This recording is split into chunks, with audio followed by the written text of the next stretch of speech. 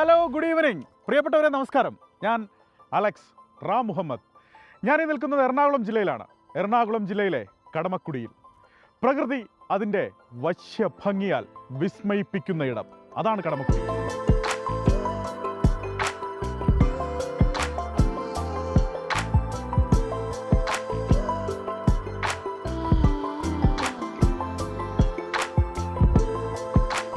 പ്രകൃതിയെ സ്നേഹിക്കുന്ന ഹൃദയത്തിന് ഓരോ ഋതുവും ഓരോ ഉത്സവമാണ്. റൈഡിംഗ് റിപ്പോർട്ടറിന്റെ പുതിയൊരു അധ്യായത്തിലേക്ക് ഏവർക്കും സ്വാഗതം.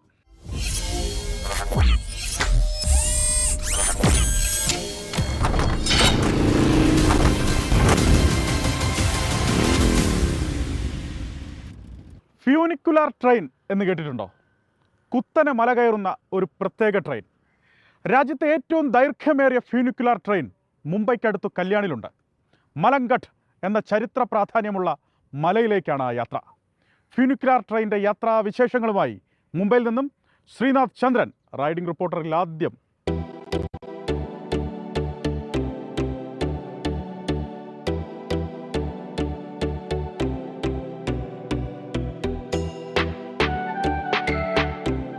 കല്യാൺ റെയിൽവേ സ്റ്റേഷനിൽ നിന്ന് ഏതാണ്ട് 10-15 കിലോമീറ്റർ യാത്ര ചെയ്താണ് നമ്മൾ മലങ്കട്ട് എന്ന ഈ കോട്ടയുടെ അടിവാരത്തേക്ക് എത്തിയത്. സഹ്യാദ്രി മലനിരകളുടെ ഭാഗമായ മനോഹരമായ ഒരിടത്തേക്കാണ് നമ്മൾ എത്തിയത്. യഥാർത്ഥത്തിൽ പ്രകൃതി ഭംഗിക്കപ്പുറത്തേക്ക് വിവിധ സംസ്കാരങ്ങളുടെ, വിവിധ വിശ്വാസങ്ങളുടെ ഒരു സംഗമ ഭൂമി കൂടിയാണ് ഈ മലങ്കട്ട് കോട്ട. ബേസ് ക്യാമ്പിൽ നിന്ന് ഏതാണ്ട് 3000 അടിയോളം ഉയരത്തിലാണ് ഈ മലങ്കട്ട് കോട്ടയുടെ മലയുടെ ഏറ്റവും മുകളിലെ ഭാഗത്തേക്ക് എത്താൻ. പണ്ടൊക്കെ 2000-2500 അടി പടികൾ ഇങ്ങനെ കയറിയായിരുന്നു ആളുകൾ മുകളിലേക്ക് പോയിക്കൊണ്ടിരുന്നത്. ഇപ്പോൾ അതിന് മാറ്റം വന്നു. കൂടുതൽ സുഗമമായ യാത്രയ്ക്ക് വേണ്ടിയാണ് രാജ്യത്ത് തന്നെ ഏറ്റവും ദൈർഘ്യമേറിയ ഫ്യൂനിക്കുലാർ ട്രെയിൻ സർവീസ് ഇവിടെ ആരംഭിച്ചത്.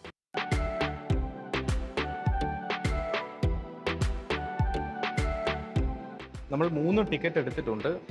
150 രൂപയാണ് മുതിർന്ന ആളുകൾക്ക് ഉള്ള ടിക്കറ്റ്. ഹാഫ് ടിക്കറ്റ് ഉണ്ട് കുട്ടികൾ, അതായത് 3 വയസ്സ് മുതൽ 12 വയസ്സ് വരെയുള്ള കുട്ടികൾക്ക് ഹാഫ് ടിക്കറ്റ്, അതായത് 75 രൂപ മാത്രം മതിയാകും. നമ്മളിപ്പോൾ വെയിറ്റിംഗ് ഏരിയയിൽ ഇങ്ങനെ കാത്തിരിക്കുകയാണ്. പണ്ടൊക്കെ ഇതിനു മുൻപ്, വർഷങ്ങൾക്ക് മുമ്പൊക്കെ ഇവിടെ വന്ന ആളുകളെ സംബന്ധിച്ചിടത്തോളം മലങ്കട്ട് കോട്ടയിലേക്കുള്ള മുകളിലേക്കുള്ള യാത്ര യഥാർത്ഥത്തിൽ ഒരു ഭക്തി പരീക്ഷയായിരുന്നു. ഇന്നിപ്പോൾ സാഹചര്യം മാറി. ഫ്യൂനിക്കുലാർ ട്രെയിൻ എന്ന പുതിയ സംവിധാനം വന്നു. ഒരു ട്രെയിൻ മുകളിലേക്ക് പോകുമ്പോൾ മറ്റൊരു ട്രെയിൻ താഴേക്ക് വരുന്ന തരത്തിൽ 2 ട്രെയിനുകൾ തമ്മിൽ ബന്ധിപ്പിച്ചുള്ള ഏതാണ്ട് ഭാരം ഉപയോഗിച്ചുള്ള സഞ്ചാരമാണ് ആ ഫ്യൂനിക്കുലാർ ട്രെയിൻ എന്ന സംവിധാനം.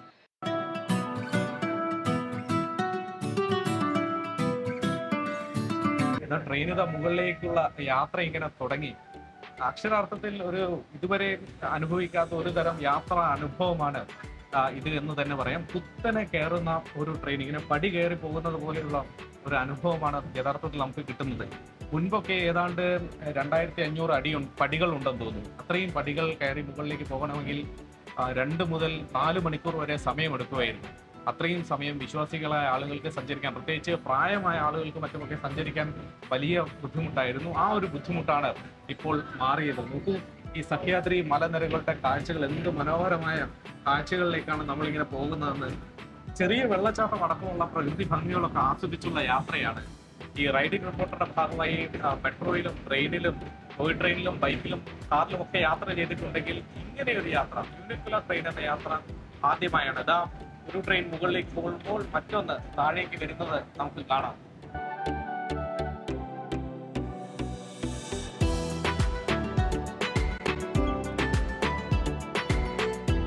മലങ്കട്ടിന്റെ താഴ്വാരത്ത് നിന്ന് ഏതാണ്ട് 5 മിനിറ്റ് സമയം മാത്രമേ എടുത്തുള്ളൂ മുകൾ നിലയിലേക്ക് ഫ്യൂനിക്കുലാർ ട്രെയിനിൽ എത്താൻ. ഇവിടെ എത്തിയപ്പോൾ നമ്മൾ വരവേൽക്കുന്ന കാഴ്ച അക്ഷരാർത്ഥത്തിൽ മനം മയക്കുന്നതാണ്. ഇങ്ങനെ കോടമഞ്ഞിങ്ങനെ പെയ്തിറങ്ങുന്ന മനോഹരമായ കാഴ്ചയാണത്.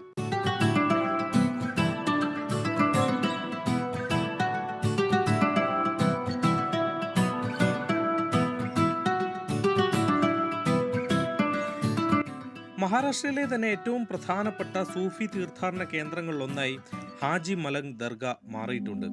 ആയിരക്കണക്കിന് ആളുകളാണ് ഈ ദർഗയിലേക്ക് എത്തുന്നത്.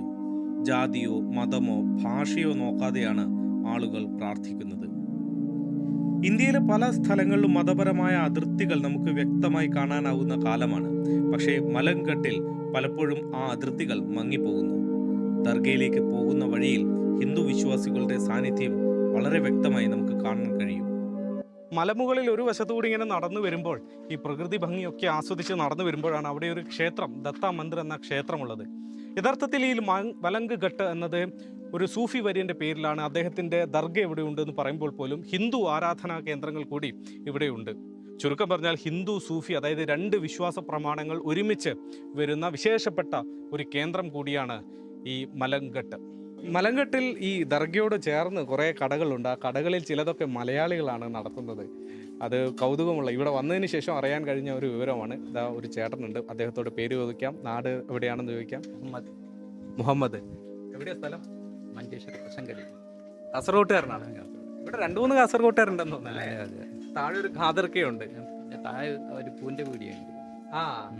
പിന്നെ ഒരു ഹോട്ടലും ഉണ്ട്, റെസ്റ്റോറന്റ് ഉണ്ട്. ഹോട്ടൽ ഇതാ കാസർഗോഡ് ചെമ്പരിക്ക. കുറെ എത്ര പേരുണ്ട് അപ്പോൾ മലയാളികൾ? മലയാളികൾ കുറെ ഉണ്ടായിരുന്നു, ഇപ്പൊ എല്ലാം കുറഞ്ഞു പോയി. ഈ മലനിരകളുമായി ബന്ധപ്പെട്ട ഐതിഹ്യങ്ങളെ കുറിച്ച് സംസാരിക്കുമ്പോൾ ഒഴിവാക്കാൻ പാടില്ലാത്ത ഒരു പേരാണ് മച്ചീന്ദ്രനാഥൻ എന്ന പേര്. പുരാതന സന്യാസ വര്യനായ അദ്ദേഹമാണ് ഇന്ത്യയിൽ ഈ നാഥ സമ്പ്രദായത്തിൻ്റെ പ്രധാനപ്പെട്ട ഒരു ഗുരു. അദ്ദേഹത്തിൻ്റെ തപോഭൂമിയായി കൂടി ഈ മേഖലയെ കണക്കാക്കപ്പെടുന്നുണ്ട്. മലങ്കട്ട് എന്ന ഈ മലനിരയ്ക്ക് യഥാർത്ഥത്തിൽ മറാഠ സാമ്രാജ്യ ചരിത്രവുമായി കൂടി ബന്ധമുണ്ട്.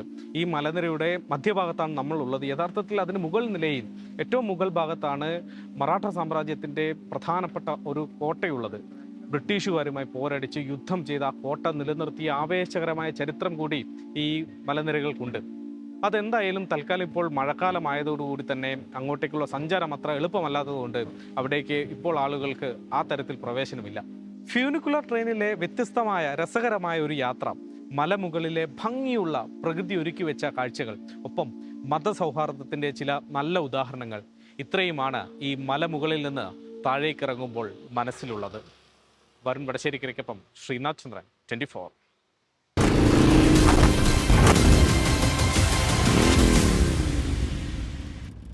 മുംബൈയിൽ നിന്നും കൊല്ലത്തേക്കാണ്, കൊല്ലം കുളത്തൂപ്പുഴയിലേക്ക്. ഒരു ഗൗരവ സ്വഭാവമുള്ള വിഷയം അധികാരികളുടെ ശ്രദ്ധയിൽപ്പെടുത്തുന്നതിന് വേണ്ടിയാണ് ഈ യാത്ര. വനം വകുപ്പിൻ്റെ സ്വയം ഒഴിഞ്ഞുപോകൽ പദ്ധതി പ്രകാരം സ്വയം ഒഴിഞ്ഞുപോകാൻ സന്നദ്ധത അറിയിച്ചിട്ടും അതിനു സാധിക്കാതെ വർഷങ്ങളായി കാടിനുള്ളിൽ ദുരിത ജീവിതം നയിക്കുകയാണ് കുളത്തൂപ്പുഴ ഡാലി കരിക്കകം നിവാസികൾ. അടിസ്ഥാന സൗകര്യങ്ങളില്ല, പോരാത്തതിന് വന്യജീവികൾ ആക്രമിക്കുമെന്ന ഭീതിയും. ഏതാണ്ട് 60ഓളം കുടുംബങ്ങളാണ് അങ്ങനെ ദുരിതത്തിൽ കഴിയുന്നത്. കൊല്ലത്ത് നിന്നും ഞങ്ങളുടെ പ്രതിനിധി സൂര്യഗായത്രിയുടെ യാത്ര അവർക്കരികിലേക്കാണ്, അവരുടെ ദുരിതങ്ങൾക്കരികിലേക്കാണ്.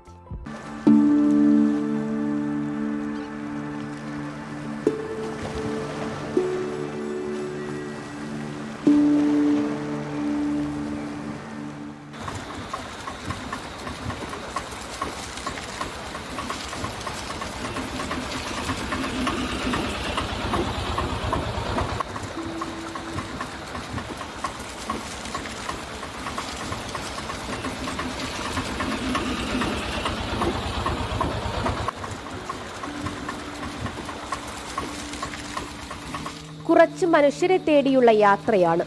നാടറിയാതെ കാടറിഞ്ഞു ജീവിക്കുന്നവരെയല്ല, ഈ കാട്ടിൽ പെട്ടുപോയവരെ തേടിയുള്ള യാത്ര.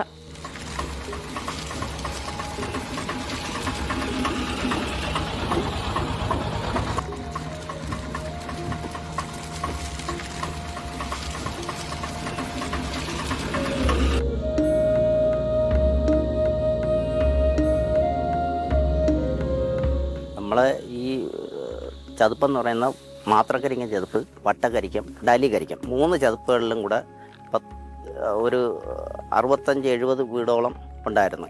ഇവിടെ ഈ വട്ടക്കരിക്കവും മാത്രക്കരിക്കവും കൂടെ തന്നെ 40ഓളം വീട് ഉണ്ടായിരുന്നു.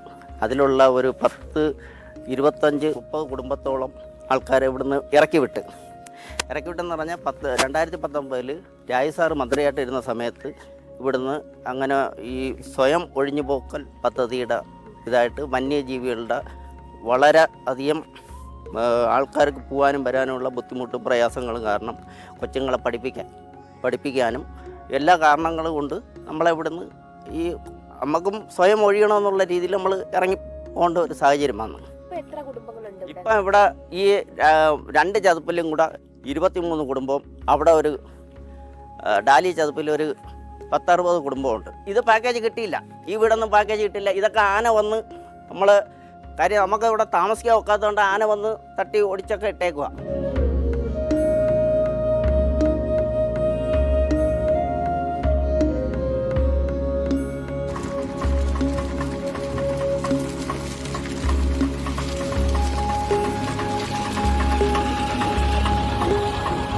കാടിന്റെ വന്യതയേക്കാൾ ഭയമുണ്ടാക്കുന്നു ഇവിടെ കുറച്ച് മനുഷ്യർ ജീവിക്കുന്നുണ്ടെന്നറിയുമ്പോൾ. വനം വകുപ്പിന്റെ സ്വയം ഒഴിഞ്ഞുപോകൽ പദ്ധതി പ്രകാരം ഒഴിഞ്ഞുപോകാൻ സന്നദ്ധത അറിയിച്ചിട്ടും വർഷങ്ങളായി ദുരിതം പേറുന്നവർ. ബൈക്ക് വരപ്പോഴാണ് ആന കുറുക്കെ ചാടുന്നത്, വരാതെ ഓട്ടോയും സ്കൂട്ടറും. പിന്നെ രാത്രിയെല്ലാം ഇതേ വഴി തന്നെ ഉപയോഗിക്കുന്നത്. രാത്രിയും പല പ്രാവശ്യം ആനയുടെ മുമ്പേ രക്ഷപ്പെട്ടിട്ടുണ്ട്. മാറി നിന്നിട്ട് കൂട്ടത്തിൽ നിന്ന് ഒരുത്തം നമ്മളെ ഓടിക്കാനായിട്ട് വന്നു. അപ്പോഴാ വണ്ടി സ്റ്റാർട്ടിങ്ങിൽ ആൻ്റെ എടുത്ത് വണ്ടി എടുത്തുകൊണ്ട് പോവുകയാണ് ചെയ്തത്.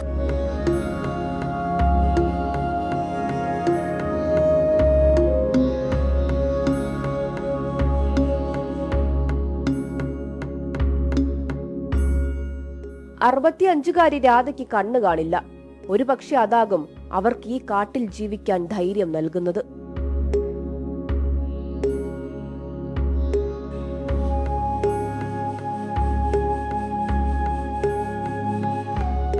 ഞങ്ങളെ ഇവിടുന്ന് ഇറക്കി എവിടെയെങ്കിലും അവർ ഭൂമി തന്നാൽ ഏറ്റവും നല്ലത്. അവിടെ ഒരു പ്ലാസ്റ്റിക് എവിടെ കെട്ടിയെങ്കിലും ഞങ്ങൾ കിടക്കാം. അവരൊരു വീടും തന്നാൽ മതിയായിരുന്നു.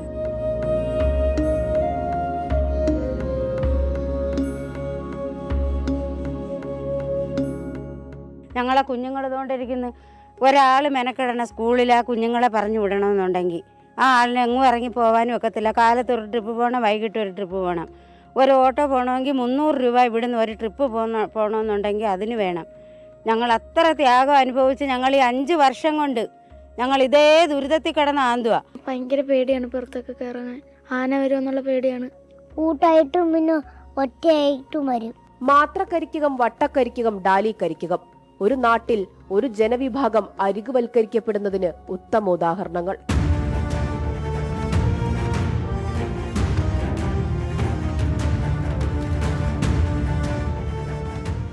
മരണഭീതിയിൽ കഴിയുന്നവർ, ജീവിതം ഇതിനുമപ്പുറം കരപിടിക്കില്ലെന്ന് മനസ്സിനെ പറഞ്ഞ് സ്വയം ബോധ്യപ്പെടുത്തിയവർ. നമുക്കിടയിൽ ഇങ്ങനെയും ചിലർ ജീവിക്കുന്നുണ്ട്. എൻ്റെ കൂട്ടുകാരൻ്റെ വീട്ടിൽ അമ്മയ്ക്ക് സുഖമില്ലെന്നും പറഞ്ഞ് വിളിച്ച് അങ്ങനെ പോയ വഴിക്കാണ് ഞാൻ അടിക്കുന്നത്. ഞാൻ അടിച്ച് ഈ ഒരു ഭാഗം ഉള്ളു പോയി. അതിനുശേഷം ഇന്നേരം ഇങ്ങനെ വീട്ടിലിരിപ്പ് തന്നെ ഒന്നിനും ഇറങ്ങാനും ഒന്നും പറ്റത്തില്ല. ഈ വെപ്രാളത്തിൽ ലൈറ്റൊന്നും എടുത്തില്ല, ഇരുട്ടായതുകൊണ്ട് കാണാൻ പറ്റിയില്ല. ഞങ്ങളുടെ യാത്ര ഇവിടെ അവസാനിക്കുകയാണ്. ഇത് കാണുന്ന അധികൃതർ പക്ഷേ ഇവിടേക്കൊരു യാത്ര നടത്താൻ തയ്യാറാകണം. വെളിച്ചക്കുറവുണ്ടാകും, വ്യക്തത കുറവുണ്ടാകും. പറഞ്ഞത് ഇത്ര തന്നെയും വെളിച്ചമില്ലാത്ത ഇരുട്ട് നിറഞ്ഞ ജീവിതത്തിലൂടെ കടന്നുപോകുന്ന കുറച്ചു മനുഷ്യരുടെ പച്ചയായ ജീവിതകഥയാണ്. അവരുടെ ജീവിതത്തിലേക്ക് വെളിച്ചം എത്തിക്കേണ്ട ഉത്തരവാദിത്തം അധികാരികൾക്കുണ്ട്. ഇനിയും ഈ അനീതി തുടർന്നുകൂടാ. ഡാലിയിൽ നിന്നും ക്യാമറമാൻ രാജ് കിരണിനൊപ്പം സൂര്യഗായത്രി, 24. കേരളത്തിനൊരു പ്രത്യേകതയുണ്ട്. നഗരവും ഗ്രാമവും തമ്മിൽ വലിയ ദൂരമില്ല എന്നതാണ് ആ പ്രത്യേകത. പറഞ്ഞു വന്നത് കോഴിക്കോട്ടെ ഒരു വിശേഷം പറയുന്നതിൻ്റെ ആമുഖമായാണ്. കോഴിക്കോട് നഗരഹൃദയത്തിനടുത്ത് ഒരു മനോഹരമായ മൊട്ടക്കുന്നുണ്ട്. പൊൻപാറക്കുന്നെന്നാണ് അതിൻ്റെ പേര്.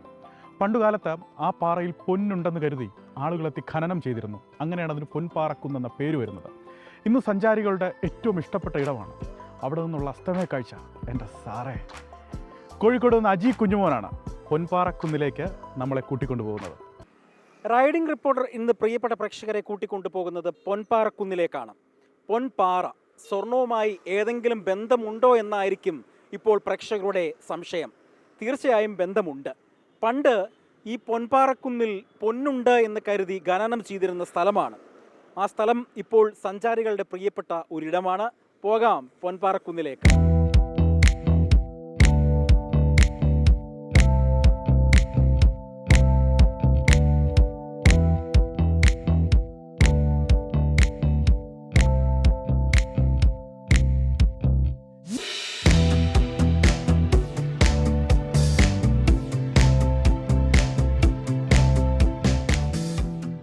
റൈഡിംഗ് റിപ്പോർട്ടർ അങ്ങനെ നമ്മൾ പറഞ്ഞ ആ സ്ഥലത്ത് എത്തിയിരിക്കുകയാണ്. കോഴിക്കോട് നിന്ന് ഏകദേശം 15 കിലോമീറ്റർ ദൂരം മാത്രമേ ഉള്ളൂ ഈ ഞാൻ പറഞ്ഞ പൊൻപാറ എന്ന് പറയുന്ന സ്ഥലത്തേക്ക്. പ്രകൃതിയോട് ഇണങ്ങി നിൽക്കുന്ന വശ്യമനോഹരമായ ദൃശ്യങ്ങളാണ് പൊൻപാറ പ്രിയ സഞ്ചാരികൾക്കായി ഒരുക്കിയിട്ടുള്ളത്. പോകാം പൊൻപാറയിലേക്ക്.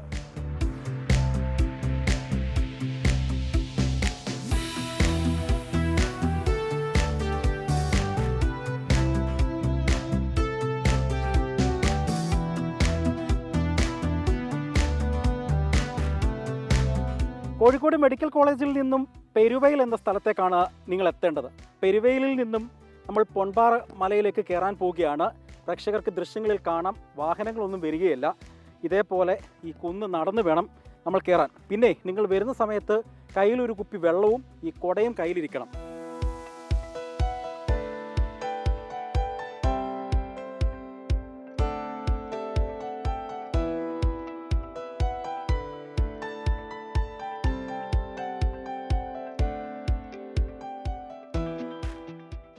സ്വർണമുണ്ടെന്ന് കരുതി നൂറ്റാണ്ടുകൾക്ക് മുൻപ് ഖനനം നടത്തിയ സ്ഥലമാണ് പൊൻപാറക്കുന്ന്. പക്ഷേ സ്വർണം കുഴിക്കാൻ എത്തിയവർക്ക് സ്വർണം കിട്ടിയില്ല. അവർക്ക് കിട്ടിയതാകട്ടെ മനോഹരമായ പ്രകൃതി വിസ്മയമായിരുന്നു.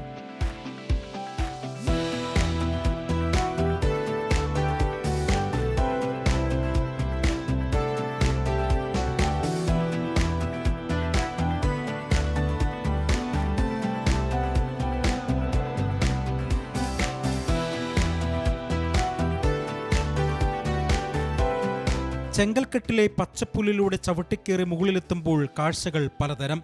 ഒരു വശത്ത് കോഴിക്കോടൻ തീരത്തെ അറബിക്കടൽ, പച്ചപ്പിനിടയിൽ വളഞ്ഞു പുളഞ്ഞൊഴുകി വരുന്ന ചാലിയാർ, പല കൈവഴികളെയും കൂട്ടുപിടിച്ച് ഫറോക്ക് പാലവും കടന്ന് അറബിക്കടലിൽ ചേർന്നലിയാൻ പോകുന്ന സുന്ദര ദൃശ്യം.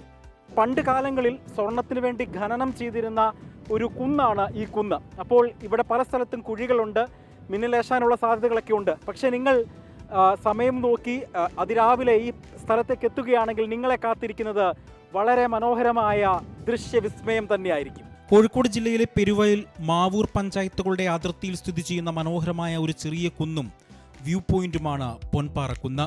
നഗരത്തിന്റെ തിരക്കുകളിൽ നിന്ന് മാറി പ്രകൃതി സൗന്ദര്യം ആസ്വദിക്കുവാനും സൂര്യാസ്തമയവും സൂര്യോദയവും കാണാൻ പറ്റിയ ഒരു ട്രക്കിംഗ് കേന്ദ്രം. ഇവിടെ മോർണിംഗും ഈവനിങ്ങും വേറെ തന്നെ വൈബാണ്. മോർണിംഗ് വന്നു കഴിഞ്ഞാൽ ഭയങ്കര കോടമഞ്ഞും കാര്യമൊക്കെ ആയിട്ടുണ്ടാവും. ഈവനിങ് വന്നു കഴിഞ്ഞാൽ ഒരു വേറൊരു ഭംഗിയാണ്. അതുപോലെ എല്ലാവർക്കും ഭയങ്കര കംഫർട്ടായിട്ട് പോവാം. താഴ്വാരത്ത് വിശാലമായ പാടശേഖരങ്ങളും കുറച്ചു മാറി മാവൂരിന്റെ പ്രതാപകാലത്തിന്റെ സ്മരണകൾ വിളിച്ചോതി തല ഉയർത്തി നിൽക്കുന്ന ഗോളിയോ റയോൺസിന്റെ പുകക്കുഴലുകളും കാണാം. കോടമഞ്ഞില്ലെങ്കിൽ കരിപ്പൂർ എയർപോർട്ടിന്റെ മനോഹര ദൃശ്യങ്ങളും സഞ്ചാരികൾക്ക് കാണാനാകും.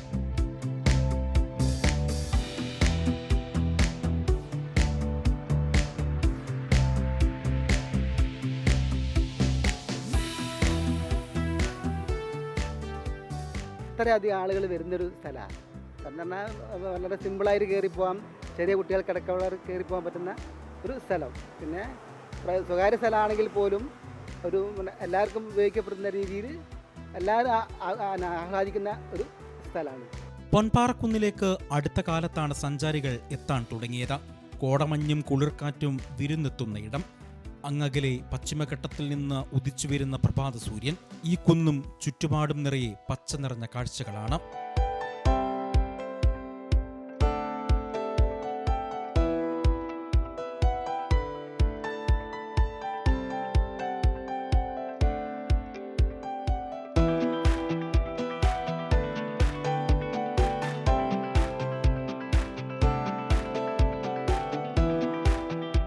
ഇരുമ്പിൻ്റെ അംശം കൂടിയ പാറകളാണ് ഈ പൊൻപാറക്കുന്നിലെത്തിയാൽ സഞ്ചാരികൾക്ക് കാണാൻ കഴിയുന്നത്. സ്ത്രീകൾക്കും കുട്ടികൾക്കും ഒരേപോലെ ട്രക്കിംഗ് നടത്തി ഈ മലയിലെത്താൻ കഴിയും. മനോഹരമായ പൊൻപാറക്കുന്നിൻ്റെ ദൃശ്യങ്ങൾ പകർത്തിയ അഭിലാഷ് പള്ളിക്കരയ്ക്കൊപ്പം അജി കുഞ്ഞുമോൻ, 24 കോഴിക്കോട്. മാമ്പഴക്കൂട്ടത്തിൽ മൽഗോവയാണു നീ, മാസങ്ങളിൽ നല്ല കന്നിമാസം. യേശുദാസ് പാടിയ ഒരു പഴയ പാട്ടാണ്. പക്ഷെ പറഞ്ഞു വന്നത് മാമ്പഴത്തെ പറ്റിയുമല്ല, കന്നിമാസത്തെ പറ്റിയുമല്ല. നമ്മുടെ വിപണികൾ കീഴടക്കുന്ന പ്രധാനപ്പെട്ട ഫ്രൂട്ട്സാണ്, പഴങ്ങളാണ്, പേരക്കയാണെങ്കിലും മാമ്പഴമാണെങ്കിലും എല്ലാം. പക്ഷെ പുതിയ കാലത്ത്, ജെൻസിയുടെ കാലത്ത്, ജിമ്മന്മാരുടെ കാലത്ത് ആ ഒരു പഴയകാല പഴങ്ങൾ എന്നുള്ളതിനൊക്കെ ഒരു മാറ്റമുണ്ട്. അതായത് പുതിയ കാലത്ത് ചില പ്രത്യേക പഴങ്ങൾ വിപ്ലവം തീർക്കുന്നു എന്നാണ് വയനാട്ടിൽ നിന്നും ഞങ്ങളുടെ പ്രതിനിധി കാളിദാസൻ ദേവദത്തം പറയുന്നത്. വയനാട്ടിലെ ഒരു ദമ്പതികൾ ഈ പഴം ഉൽപ്പാദിപ്പിച്ച് പഴക്കൂട നിറയ്ക്കുകയാണ്. അവരുടെ വിശേഷമാണ് കാളിദാസൻ ദേവദത്തം പറയുന്നത്.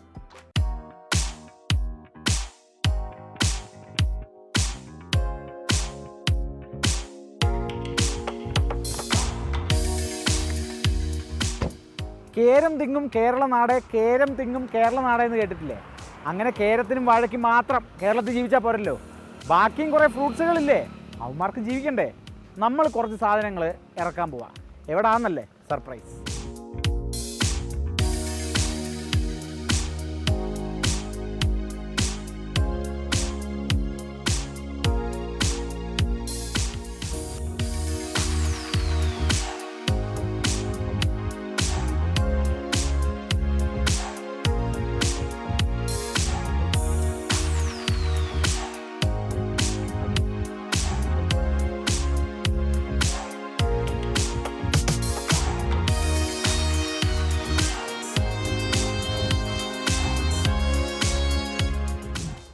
ചേട്ടാ ചേച്ചി എന്തൊക്കെയുണ്ട്? സുഖം. സുഖം. കേരളത്തിന്റെ മണ്ണിനെ സസ്യശ്യാമള കോമളമാക്കാൻ എന്തൊക്കെയാണ് ഉള്ളത് ഇവിടെ? നമ്മുടെ അടുത്ത് ഒരുപാട് ഫ്രൂട്ടുകളുണ്ട്. ഒരുപാട് ഫ്രൂട്ടുകളുണ്ട്. നമുക്ക് എല്ലാം ഒന്ന് കണ്ടാലോ? കാണാം. എന്നാൽ എല്ലാം ഒന്ന് കാണാം.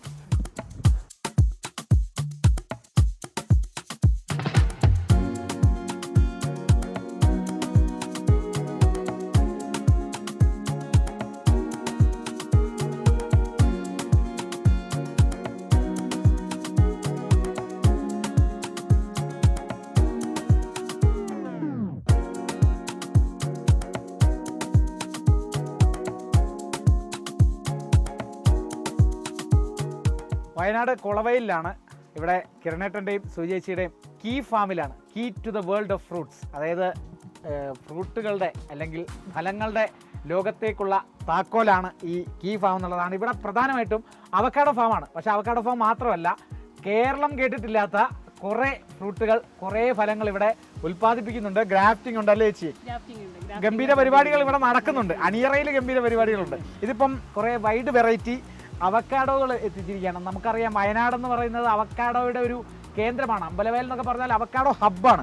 അപ്പോൾ അങ്ങനെ വെച്ച് നോക്കുമ്പോൾ വയനാടിൻ്റെ മണ്ണ് അവക്കാഡോ നട്ട് വളരാൻ, വലിയ ഫലഭൂഷ്ടമാവാൻ പറ്റിയൊരു മണ്ണാണ് ചേച്ചി. ഇത് കാണുമ്പോഴേ അവക്കാഡോ എന്നുള്ളത് ഞാൻ പെട്ടെന്ന് ഇപ്പോൾ പറയുകയാണെങ്കിൽ ഇതാണ് ഞാൻ കണ്ടിട്ടുള്ള അവക്കാഡോ. ഇതാണ് പൊതുവേ കണ്ടിട്ടുള്ളത്. പക്ഷേ ഇതെല്ലാം അവക്കാഡോ ആണെന്നാണ് ചേച്ചി പറയുന്നത്. ഇതിന്റെ പേരുകളൊക്കെ ഒന്ന് പറഞ്ഞു തരണം കേട്ടോ. ഇതെന്ന് പറഞ്ഞാൽ പിങ്കട്ടൺ എന്ന് പറഞ്ഞ വെറൈറ്റി. പിങ്കട്ടൺ ഇതാണോ ഏറ്റവും കൂടുതൽ ടേസ്റ്റ് വൈസ് ഒക്കെ കൂടുതലും യൂസ് ചെയ്യുന്ന കണ്ടിട്ടുള്ളത്? മീൻസ് മാളുകളിലൊക്കെ ഇമ്പോർട്ടഡ് ആയിട്ട് വരുന്ന സാധനം ഇങ്ങനത്തെ ടൈപ്പായി. നമ്മുടെ ജിമ്മിലേക്കൊക്കെ പോകുന്നത് ഇതാണ്. അതായത് പെബിൾഡ് സ്കിൻ ആയിട്ടുള്ള ഈ സാധനങ്ങൾ. കുറച്ച് ഷെൽഫ് ലൈഫ് കൂടുതലാണ്. കീപ്പിംഗ് ക്വാളിറ്റി, എക്സ്പോർട്ട് ഓറിയന്റഡ് ആയിട്ട് നമുക്ക് ചെയ്യാൻ പറ്റിയ സാധനമാണ്. ഇതിന്റെ ഹാസിന്റെ വെറൈറ്റീസ്, ഹാസിന്റെ ഇത് കുറച്ച് കറുത്തിട്ടാണല്ലോ, ബ്ലാക്ക് കളറിലേക്ക് വരും. ഈ കളറിലേക്ക് വരും. അതായത് ഇത് പിങ്കട്ടൺ, ഇത് പിങ്കട്ടൺ. ഇത് പഴുത്ത് കഴിഞ്ഞാൽ ഈ കളറിൽ എനിക്ക് വരുന്നുണ്ടാവുക. ഇത് ബ്ലാക്ക് കളറിലേക്ക് വരും. ഇത് അതുപോലെ TK1 എന്ന് പറഞ്ഞ ഒരു വെറൈറ്റിയാണ്. ഇത് കുറച്ച് ചോപ്പ് കളർ പഴുത്ത് കഴിഞ്ഞാൽ നല്ല ചോപ്പ് കളർ പഴുത്ത് കഴിഞ്ഞാൽ. പിന്നെ ഇത് ബൂത്ത് എന്ന് പറഞ്ഞൊരു വെറൈറ്റിയാണ്. ബൂത്തിന്റെ മരം നിങ്ങൾക്ക് ഇവിടെ കാണാം. അതുപോലെ സർപ്രൈസ് എന്ന് പറയും. സർപ്രൈസ് എന്ന് പറഞ്ഞൊരു വെറൈറ്റിയാണ്.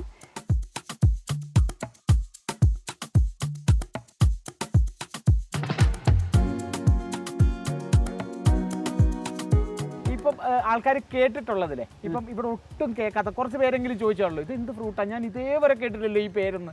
അങ്ങനെ ചോദിച്ച 2-3 ഫ്രൂട്ടുകൾ പെട്ടെന്ന് പറഞ്ഞാൽ ഏത് പറയും? മാമി സപ്പോട്ട. ഒരു തേങ്ങ അത്ര സൈസ് വരുന്ന ഒരു സപ്പോട്ട, ഉള്ളു റെഡ് ആയിട്ട് വരുന്നത്. പിന്നെ ഇപ്പൊ ഈ ജബോട്ടിക്കാബ മരമുന്തിരി എന്ന് പറയും. ജബോട്ടിക്കാബ മരമുന്തിരി, തടീന് ഉണ്ടാവുന്ന മുന്തിരി. അപ്പൊ ആൾക്കാർ കൊണ്ടുപോയി ഇത് ആദ്യമായിട്ട് കാണാണ്. അങ്ങനെ വരുമ്പോൾ ഒരുപാട് പേര് ചോദിക്കാറുണ്ട്.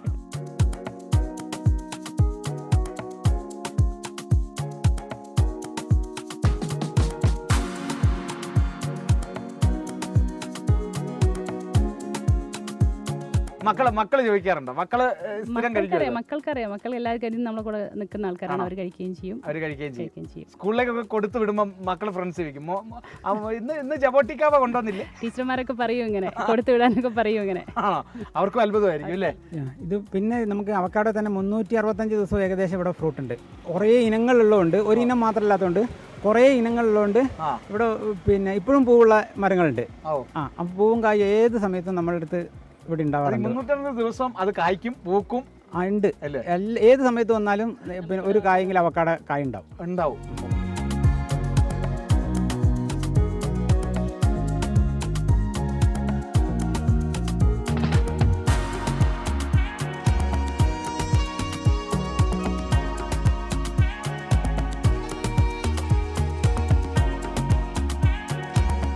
അവക്കാഡോയുടെ ലോകത്തെ ദമ്പതിമാർ ഇവിടെ വന്ന് കണ്ടപ്പം ചെറിയ ലോകമല്ല, ഫലങ്ങളുടെ വലിയൊരു ലോകമാണ്.